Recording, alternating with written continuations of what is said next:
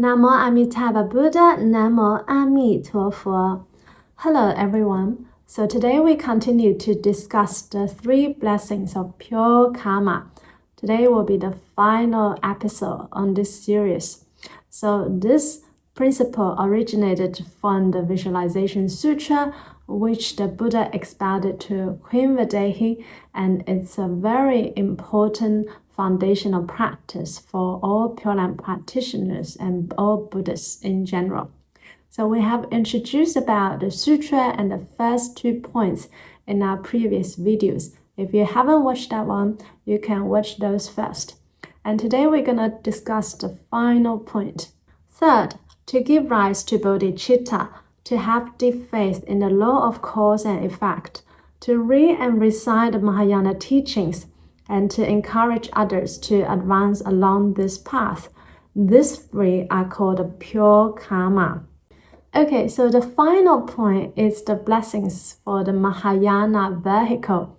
Now, when we talk about Mahayana, the word Mahayana means the great vehicle. And what's the key point for Mahayana practitioners is to generate the unsurpassed Bodhicitta. Now, what is Bodhicitta? Bodhicitta has 2 aspects. First is to aspire for perfect enlightenment for ourselves. And second is to help all sentient beings to liberate from all sufferings in life. So we have another video on Bodhicitta for those who are interested. If one doesn't generate Bodhicitta, one cannot really realize Buddhahood. Bodhicitta is the key for anyone who wants to realize the final Buddhahood.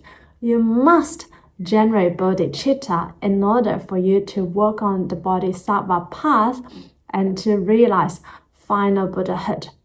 Now, what is a bit special for Pure Land practitioners is that sometimes people may not know about Bodhicitta. They may not really study the sutras, but there are maybe some grandmas, grandpas, they just recite Amitofo and they have this deep faith and vow towards attaining rebirth in the Pure Land. Master Oyi, the 9th patriarch of Chinese Pure Land Buddhism, also says that for Pure Land practitioners, if one has deep faith and vow towards attaining rebirth in the Pure Land, then it's equivalent to one has generated Bodhicitta. So why is that?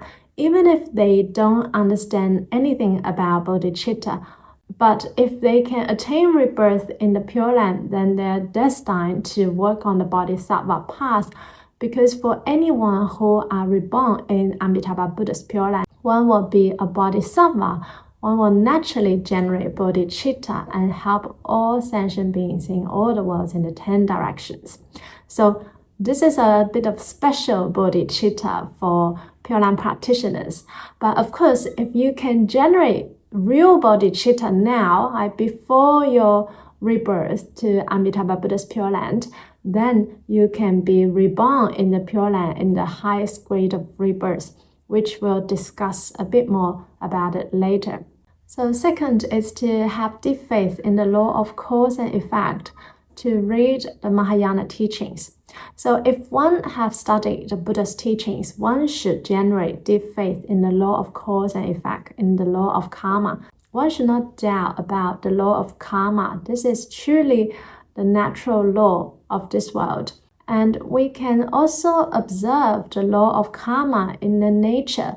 It's just like when you plant something, you sow the seed, and when the right conditions right, with the rain, the water, the sunshine, etc., after a few years, then you can obtain the fruits of the seed you sowed. So you reap what you sowed. This is very natural. This is indeed true. It is true not because the Buddha told us so, but because this is indeed the natural law. But for some people, without the Buddha telling us, we may not really understand or believe in it. So we should generate deep faith in the law of karma. And because we believe in the law of karma, we should try to cultivate good in our life. Like what we have discussed in the first point, to be filial towards our parents, to attend and respect our teachers, to have a compassionate heart and refrain from killing, and to cultivate the 10 good deeds. So through studying the Mahayana teachings, we understand that we should generate deep faith in the law of karma, and also we should cultivate good, and we should observe the precepts, and we should generate the unsurpassed bodhicitta. So can you see how our practice can come in stages? It follows a bit of a sequence. Our first point of the 3 blessings of pure karma is for the vehicle of human and heavenly realm. So if you only want to live a good life now, maybe you don't think too much about reincarnation or rebirth, then you should practice what we had discussed, the first point.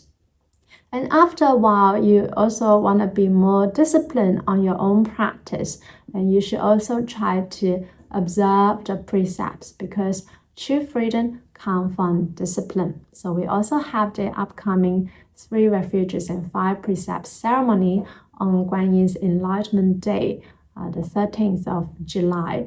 For those who are interested, you can also register on our website.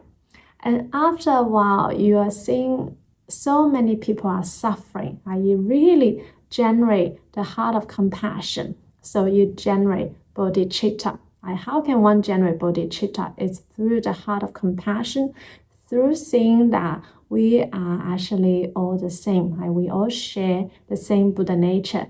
Other sentient beings are like our past life parents, sisters, brothers. So to help others is also to help ourselves. We can't really bear to see others suffer. So that's how you give rise to the heart of compassion and give rise to the unsurpassed bodhicitta. And this will really help you enter the Mahayana path. Like we discussed before, what's the difference between Mahayana and Hinayana? And again, when I say the word Hinayana, the lesser vehicle, I don't mean Theravada. It's not about a form, it's about a mindset. Even if for someone who practice what's supposed to be a Mahayana teaching, such as the Pure Land path, but if you don't care too much about helping others, then you have not really generated bodhicitta.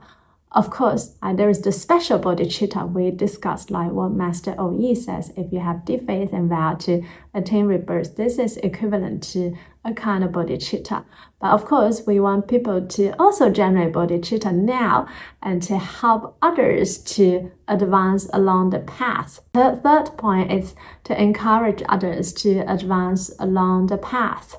So it's very important that if you benefit from these teachings, you know how compassion, how wonderful, how incredible it is, inconceivable it is. Amitabha Buddha had made these great vows to create this Pure Land and save all beings from the 10 directions to attain rebirth in the Pure Land.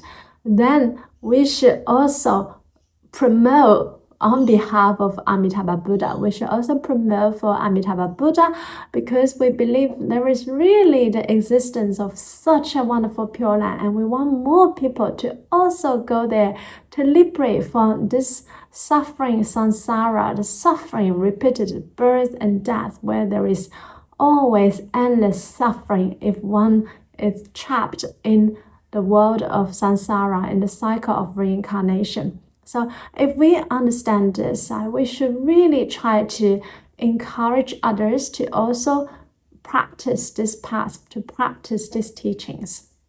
So that's why it's important to share this Dharma to as many people as possible, to your parents, to your friends, to your family. And you may be like, but they don't believe in what I said. They don't believe in Amitabha. It doesn't matter whether they believe or not. And you don't know how much good roots, merit, and virtue they may have planted in their past lives. What if they might believe? What if they may not believe now, but they may believe later? So we shouldn't make this assumption about, what if others don't believe, but what if they believe? And it doesn't matter whether they believe or not. You are just planting the seed of Bodhi. You are planting the seed of Amitabha Buddha. So Amitabha Buddha also made a vow and says, for those who have heard my name, like even once, they will destined to attain liberation. If not this lifetime, also future lifetimes. Buddhas and Bodhisattvas have countless skillful means to help awaken sentient beings. So as long as you let other people hear the name of Amitabha Buddha, then you planted the seed of Bodhi to them. You planted the seed of Pure Land for them. And in their future lifetimes, they can attain rebirth in Amitabha Buddha's Pure Land. So these three are called the pure karma. Karma can be loosely translated as acts, but what it really means is intention or thought acting through body, speech, and mind. So what this is telling us is that these three things are what we ought to do often. Now let's look at the final conclusion, what the Buddha said to Queen Vaidehi. The Buddha said to Vaidehi, do you understand now? These three types of karma are the right causes of pure karma for all Buddhas of the past, present, and future. So if you want to be a Buddha in the future, then the three blessings are what we ought to practice. These are the right causes of pure karma for all Buddhas of the past, present, and future, all Buddhas of the three ages. So these are really the foundation, and it also reveals to us how all Buddhas realize Buddhahood. It is through practicing the three blessings of pure karma. Now, for Pure Land practitioners, although Amitabha Buddha opened this easy path for all of us, but we should also strive to practice the three blessings of pure karma, to do this as much as possible. And this will also guarantee us to first, definitely attain rebirth in Amitabha Buddha's Pure Land, and second, to attain a higher grade of rebirth. If one can do all of the three we just discussed, then one will definitely attain rebirth in Amitabha Buddha's Pure Land, highest level of the highest grade, which we'll discuss a bit later about the 9 grades of rebirth. Okay, I hope this helps. Namo Amitabha Buddha, Namo Amitofo.